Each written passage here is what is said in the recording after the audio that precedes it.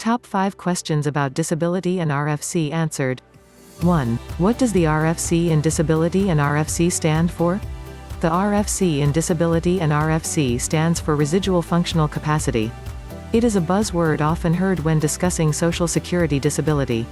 The RFC at its simplest level, is the capacity that remains of a person's ability to work full-time after taking into account a claimant's physical and/or mental limitations.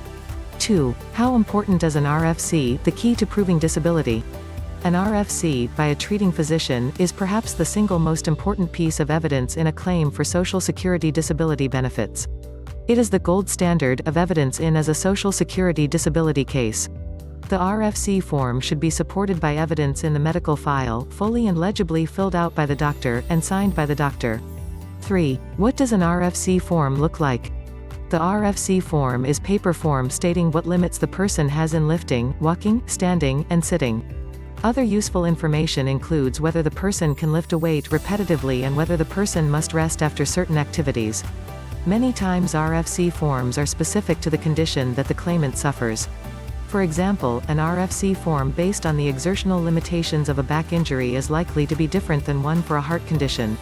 Disabilities based on the non-exertional limitations of mental illness also use a different form than those based on physical limitations. 4. Don't the medical records speak for themselves? Sometimes doctors believe the medical records speak for themselves. This is a fatal error in preparing a disability claim. Limitations must be clearly spelled out by the treating doctor in the magic words that fit into the disability regulations. Doctors that think this way are doing a disservice to their patients. Many medical records are incomplete and illegible.